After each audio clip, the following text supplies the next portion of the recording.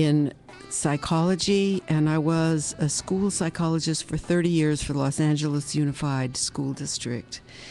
This morning, we're going to talk about aging well. And to learn how to age well, I got you a little study called the Harvard Study of Adult Development. The name of the book is Aging Well, and the publisher of the book is Little Brown and Company.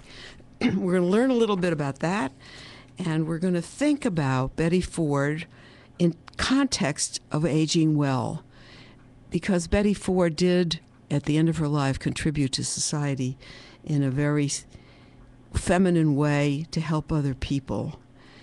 So I think we'll just put that in the background, but remember it. Now, let's go back to the Harvard study, because I think you'll enjoy this. And after you learn it, you can ask a lot of questions, and I'll try to help you answer them. What the Harvard people did was they studied about 10,000 people at twice in their lives. And the first time they were 50 years old, and then later on they were 75 and up. And they compared how they had been at 50 to how they had been at 70. And what they found was a list of great ideas, kind of, and variables that made them successful. One of these variables was called generativity.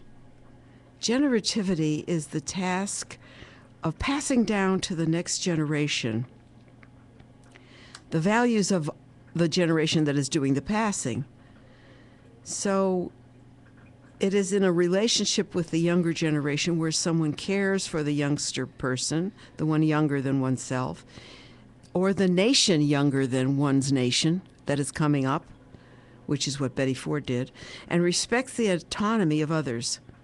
So generativity, which is part of leadership, means to be in a relationship in which one gives up a lot of control and that one just maintains social relation with the person, and in that social relation, they're able to grow. So I thought you'd like to know that definition because it's one of the other five, this generation making it the sixth, that were predictive values, which at the age of 50 were manifest in the sampling, and the age of 75 to 80 were still there. And these are the other variables. No heavy smoking. The study workers, the people who studied the workers who were not heavy smokers, they studied those who were. And there were differences. No alcohol abuse. It doesn't say no alcohol, for all of you who are worried about that. It says no alcohol abuse, which means over the limit, for example, on your driving license. You don't want to do that. The other thing, on the positive level, was a stable marriage. People who came from a stable marriage lived longer, and they proved that, and lived more creatively. People who did exercise was the fourth variable. People who were not overweight, so if they did exercise, they kept the weight down. And people who had what they call mature defenses, smart ways of handling, like humor, like going back to the gym if you had a bad problem, things of that nature. And soon we're going to have a nutritionist to tell us how to eat. That's part of it. And I hope you enjoy her. We have Dr.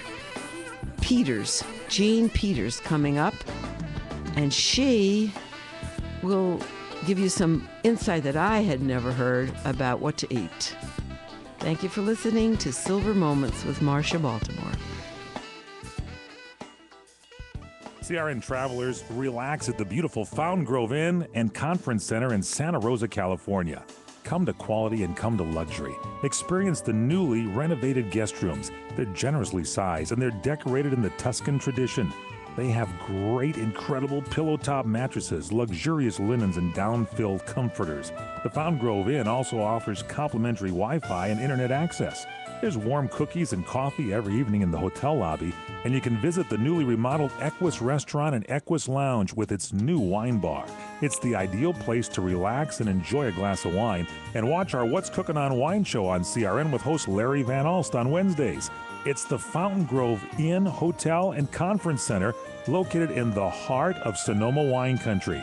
It's easily located in Santa Rosa off the 101 Fountain Grove Parkway exit. Call 707-578-6101. That's 707-578-6101 or visit fountaingrovinn.com. Now, back to Silver Moments with Dr. Marcia Baltimore. I'm interested now in introducing our new guest, and her name is Jean Peters, RD. She's a Director of Nutrition at the Nourishing Wellness Medical Center, and she's on a mission to help people of all ages, there you go with generativity, to help people of all ages develop healthy, long life eating habits that contribute to our health. In the past 28 years, she has followed a career path that has earned her recognition as an expert in food and nutritional education. She received a BS degree in clinical nutrition from the State University of New York in Buffalo. She was an author and a radio co-host of the weekly show Nourishing Wellness at Healthy Life and KFOX.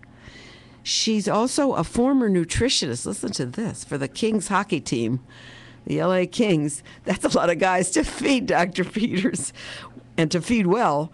She designed a deal-a-meal program for Richard Simmons, good, and she developed a nationwide preventative health program for the Pritikin system, and the fitness guru named Kathy Smith. Recently featured as a nutritionist for Discovery Channel Fit TV Ultimate Goals series, she's a sought-after nutritionist, and here she is, Dietitian of the Year from 1995, Jean Peters. Hi, Marcia. How are you today? Oh, fine. I'm so stunned by your resume. I can't believe one person could do all of that. Wonderful. I've lived a lot of years. Is that it? Well, I hope you're certainly generative. You help other people. That's what it's all about. Right. Now, I wanted to talk about the Harvard study. Can you help me with that a little bit? I'm Sure, new at it. absolutely. I only just read it for the last 2 weeks, but I didn't learn it in the university. Yeah. So I wanted to know that if the Harvard study confirms anything that you see in seniors in your clinic, would they include osteoporosis or low vitamin D or poor mineral? Can you tell us? Absolutely, sure. You know, one of the things that the Harvard study did is it really helped to confirm the fact that we now know that diet is absolutely linked to your likelihood of getting some of the key major diseases. There's no question about it. It's not necessarily just your genetics. It is clearly related to our lifestyle. Oh, really? So a couple of things that I felt were really important in that study is that they really looked at the characteristics of people who tended to have who are more likely to get degenerative diseases. And what they found out is that they were eating more of what they call a high glycemic foods. They were eating more processed foods. High glycemic foods increase blood glucose. That results in high insulin levels. Insulin's a storage hormone. Could you give me an example of a high glycemic food? Yeah, perfect. Almost every cereal that's on the shelves, every cold cereal that's on the shelves, for the most part, contributes to your glycemic index, even the ones that are higher in fiber. That's a real myth that people think that eating cereal is maybe something that's going to help me. You know, there's a lot of ads. I'm a victim of that, I think. I like bran. Yeah, you know, I mean, going back to, the old-fashioned cereals like oatmeal are great. No problem with a lot the of ones you have to cereals. cook, though. Yeah, you can't but go even on the ones fly that you and cook. eat oatmeal. Yeah, well, even oatmeal these days, my gosh, you can make a pot of oatmeal, or even a bowl of oatmeal. And microwave it a cup at a time. So it's hard.